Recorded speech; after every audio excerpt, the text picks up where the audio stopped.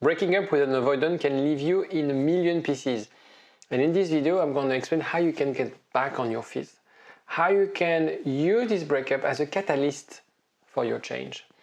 The reason I'm so passionate about my job at helping people dealing with breakups is because I know that those situations will bring the best of you. I know that if you do the right things, you will come out stronger than before. And in this video, I want you to help heal. I want you to move forward because this breakup doesn't define you. This breakup will help you refine you. Jingle. IGetMyExBack.com. Everyone deserves a second chance. First thing, easier said than done. Accept your feeling. There's a huge misconception around feelings, around emotions. Some people who are avoidant, they feel like, I don't want to deal with them, I dismiss them. People who have a tendency to be anxious, those emotions will drive them. Those emotions will be their state of mind, will be their identity. Understand that an emotion is just a signal. So you have to understand to acknowledge your emotion, understand it's okay to have a wide range of emotions, understand that it's okay that you're crying, depressed, angry, and so on after a breakup. That's completely normal. It's normal that also you have to assess that it's not a linear curve. And understand, as I said, you are not your emotions.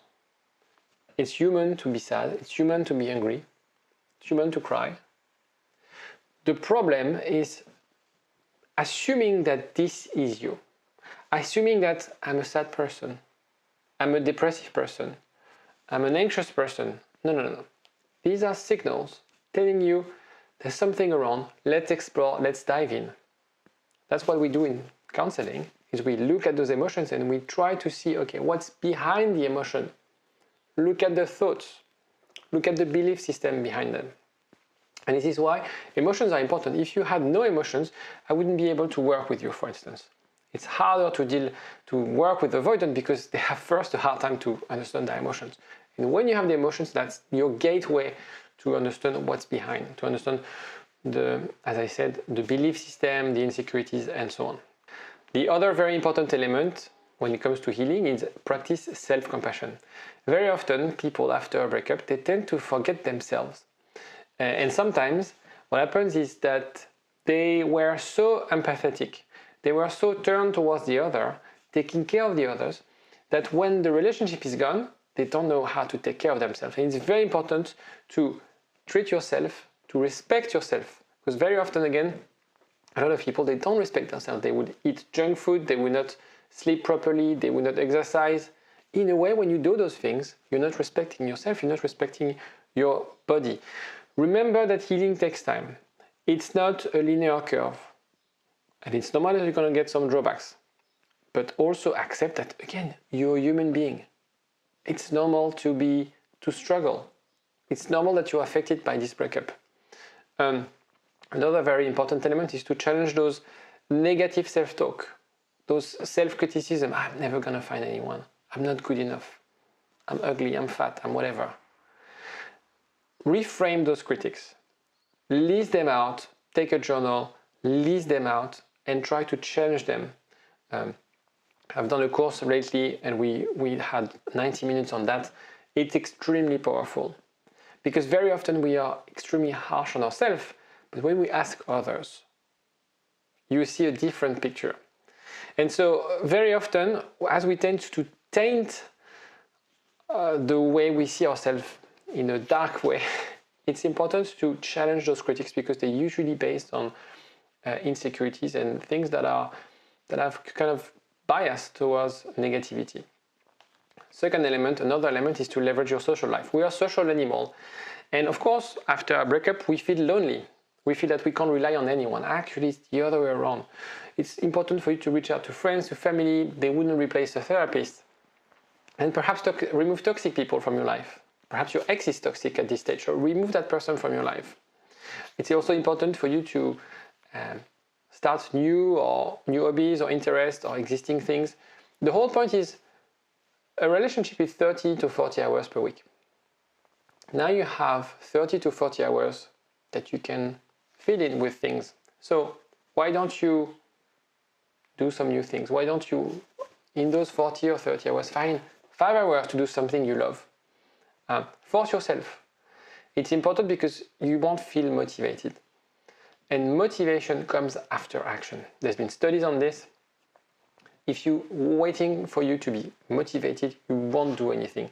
And people who are very disciplined, they don't allow themselves to be motivated to do something. It's just that they wake up, they do their things because they've committed to this, and then they become motivated. Especially if you feel down, if you're sad and depressed, don't wait for the motivation to happen. It's never going to come.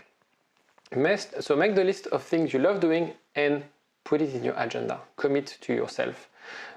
Remember, network over Netflix. It's important to meet people. The worst networking event you could attend will always be more fulfilling than the best show on Netflix. Stay physically active. It's important. Again, thousands of studies have shown that being active releases endorphin. It's a mood booster. And find ways for you to exercise. Maybe it's 10,000 steps per day. I like the 10,000 steps per day because now with our phones you can track it. It's very easy. You just basically, when you go to work, you just leave from a different exit in the tube and you walk longer. All these kind of things, it's very easy to incorporate in your life, in your daily life. When you start to be active, don't force yourself to do things you don't like. Start with something you like. Why? When I do rowing, I think it's a little bit boring to do rowing, but it's a good exercise, and I don't like running because it hurts my knees. Anyway, I watch Netflix. So I know that if I do 45 minutes of rowing watching Netflix, I kind of enjoy it. You can listen to a podcast while running, etc., etc. It's very important because some people, maybe you've never exercised in your life, do it. Try it, you'll see there's going to be a massive difference, especially if you do, now it's springtime, if you do activities outdoor, in the sun, in the park, in the nature, that will really boost your mood. Limit contact with your ex. I should have probably started with that. Your ex is preventing you from doing the work. When you're in touch with them, all of what I said will be harder because you will get a reminder that you're not together. You will always get this, it's a failure. This idea of, it's called cognitive dissonance. I'm in touch with them, but I'm not in a relationship with them. And by doing that, you're creating an imbalance and you will basically magnify those feelings of being sad, depressed, etc. So no contact is non-negotiable. You have to do it. If you want to heal, if you want to get back on your feet, you have to go no contact. And if you're still in touch with your ex, assess the cost reward of being in touch. Maybe you're thinking and you're lying to yourself, yes, but it's okay. I like having news from him or her, and it doesn't really affect me. Okay. What happens is that you have a shot of dopamine of getting an intake message, an incoming message from them. And that feels like, oh, okay, he knows I'm here, or she knows I'm here. I'm still in their life. Okay, cool. Positive reinforcement. Then what happens the next day, 2 days after? Well, you don't hear from them. And the problem is that 90% of the time, you'll be in that state of mind of wondering, what should I say? What should I do? What is he thinking? And so on and so forth. Versus 10% of, oh yeah, he's answering, she's answering. The most important thing you have to remember, if there's something you have to remember for this video, healing comes first. You come first. The relationship comes after. Even if you want to get back together, that's not the point of this video, but if you want to get back together, you have to start first with yourself. Very often people call me, they spend 15 minutes on the phone with me, and I tell them, do those things, do that things, etc. And they tell me, yeah, I get it. Okay, I think I need to focus on myself. I need to do that. And then they ask me the killer question. Do you think he's going to call me back? And that's the whole point here, my friend, is to really understand that. Do what you can control and design your life with activities, doing things that produce joy, brings you happiness in your life. So as I said, social support, we are social animals, doing activities, being active, reframing your negative thoughts. This work, both mentally, physically, socially, is super important. Be mindful is very important as well. So if you feel stressed and anxious, you can, there's plenty of apps you can download, things you can try. And actually, if you have any tips, let us know in the comment section if you have any tips for people watching this video on how to be more relaxed, how to be less anxious. You can use CBT principle to address your insecurity. So it's not the purpose of this video, but have a look in my somewhere in my description. There should be some content on that, and somewhere in my channel. But CBT is about how you can reprogram your mind in a way, cognitive processes in play. So it's cognitive behavioral therapy, and it's about how we can change our thought process. And the thought process is usually based on our belief system. So if you have a lack of confidence, if you don't believe in yourself, there's probably insecurities in your created in your childhood that are creating your belief system and at limiting yourself. Set new goals. It's very important to see progress. Very often we feel like, okay, this is my new life, I'm stuck. Maybe that's the thing people tell me the most. It's like, I'm stuck.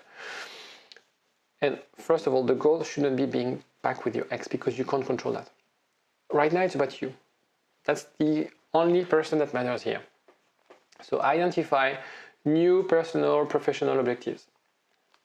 Set a deadline, 30 days, 90 days, how long it takes. It doesn't really matter. But really set a deadline and work towards those steps. So if it's about, I don't know, running a marathon, okay, how many times a week will I run? What's my running plan? And again, there are apps doing that apparently.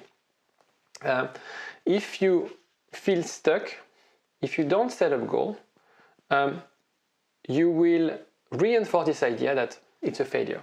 Reinforce this idea that, oh yeah, I don't want to do anything. By having a goal, and regardless of the goal, you create a sense of progress, a sense of also self-efficacy. Self-efficacy is your ability to believe that you can do something. And regardless if it's about learning pottery, playing tennis, learning a new language, whatever, if you learn, you make progress every single day, and you will always be better than the day before. That's what matters. And that's why it's very important to set new goals. And last, not least, I don't know, but last is professional help. I know it's hard. Everything that I said makes sense, but I know unfortunately that most people won't do it, won't commit.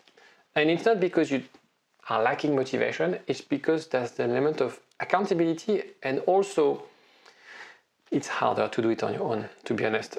And I went through therapy, obviously. The progress that I made with a therapist was so much more efficient. It's also, you don't have to overthink about things, because that person who's an expert can lead you. And that's really reassuring to have someone where you a safe pair of hands, and you just have to follow that person on that journey. And so what I'm saying is these videos, my work on YouTube is to help you reflect and trigger a response in the sense of, okay, I need to take action, I need to do those things. But I know it's not enough. So I'm not saying like, book a call with me, you should find someone you trust. Could be me, could be anyone. It doesn't really matter. And try to book a few sessions with this person and see how you can progress with that person. Trust me, you will always go 10 times quicker with someone that you trust. So again, if you're looking for a therapist, I would recommend you to book few sessions, few discovery calls with different people to assess whether there's a good fit, and then work toward that goal. And maybe you don't need a psychologist, maybe you just need an accountability coach, maybe you just need a personal trainer to help you go at the gym and feel good about yourself. But it's important to also find an expert that can help you be where you want to go. Any other questions? Let me know in the comment section, and there should be a link somewhere to book a call if you want to have a call with me or Elizabeth. I'll see you next time.